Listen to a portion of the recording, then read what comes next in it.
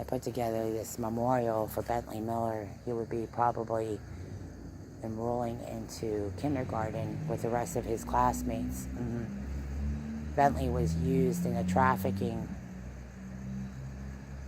trafficking. He would be with his mom and his friends and his family maybe if his mom hadn't done drugs and enabled her boyfriend.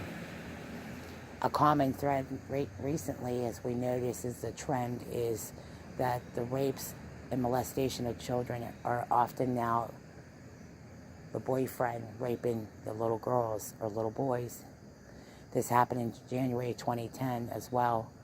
The mother passed out in the middle of the proceedings. She had to be rushed to the hospital. Her 10-month little girl had been raped and murdered by her boyfriend. Bentley Miller's case is the same way. The mom who left her little boy with her boyfriend to be raped enabled the rape of her own son.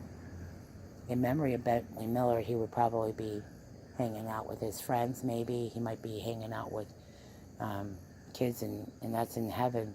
In heaven,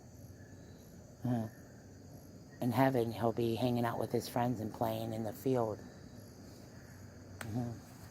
That's my story about the field report, because years ago, I had a dream about a field in heaven, about all these little kids that are not with us today.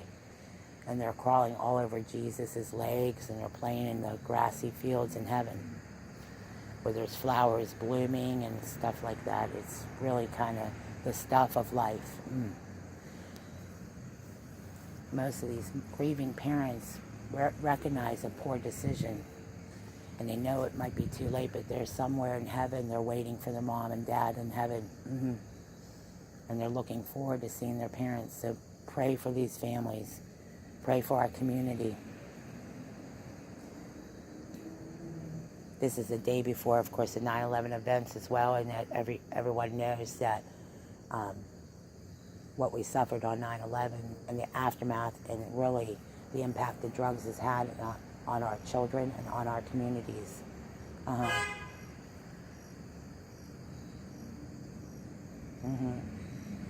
Shutting the wall down. This is the beginning of our wall. This is the beginning. This is what I want to see on our walls. When we build that wall on our border, where the Border Patrol is right now, when we build that wall, it's going to look something like this. This is what I'm giving you an example of what the wall will look like. It'll have graffiti of all the kids. We can build pictures. We can put memorabilia up on those walls as a reminder of what we've lost since 9/11. The war on drugs is probably the biggest war that's hit the domestic issues right in front of your doorstep. These are your issues at home. Some of your family are veterans. They've gone homeless, hungry, starved in your own country. Building that wall will also help hire basic masonry, basic people who need really to make an income. We need to have a reliable, dependable income to bring in to meet our budget needs at home. We have a lot of mouths to feed. This is why I really think starting with building the wall is the first start here.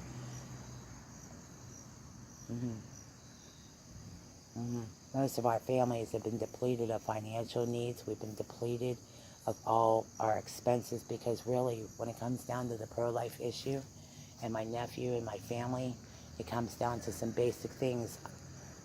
My family needs money to get around.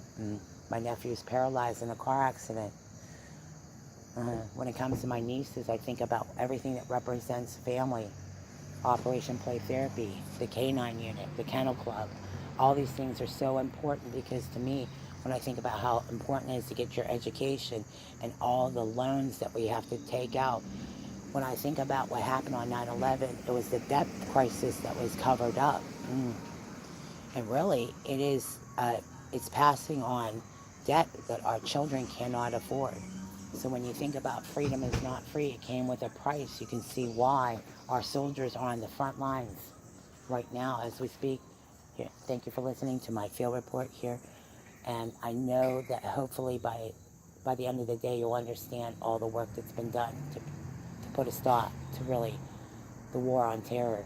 Because really, I really don't know from day to day how most of us are going to make it without each other, without support, without supporting. We have to be united. United we stand.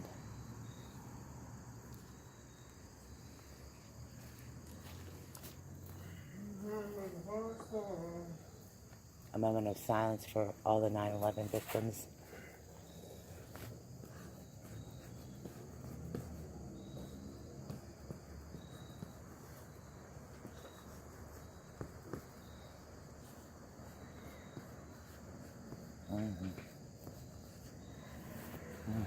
The war on terror, see, the jihadists would have most of our students believe that they're there to help educate in diverse education. We are diverse. This nation is a diverse country.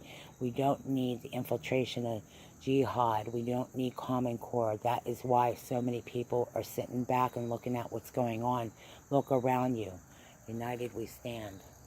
Our families, our friends, all those people that work hard every day, that hard work comes with a real sacrifice. When you think of sacrifice, think about what your soldiers are going through right now, knowing that this is the state of the nation we're in. These are the issues right now that matter to our kids, our family, right here on our home, right here on our own doorstep. This is what happens to kids. This is the issues. Bentley Miller would be here right now. He would be going to school with some of these kids.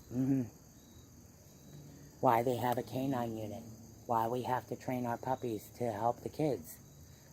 Why play therapy matters. Why the issues that matter to all of us are right here at your doorstep. Yeah.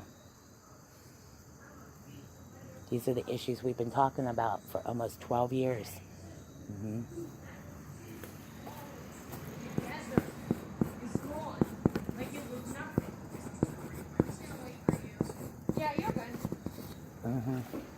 Like the Project Bundle Up programs, all these projects, all these important things to help homeless children, homeless families.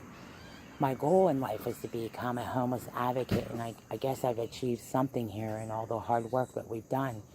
When it comes to Erica's kids, the one message I need you guys to get across is about shaken baby syndrome, about bringing attention to these issues.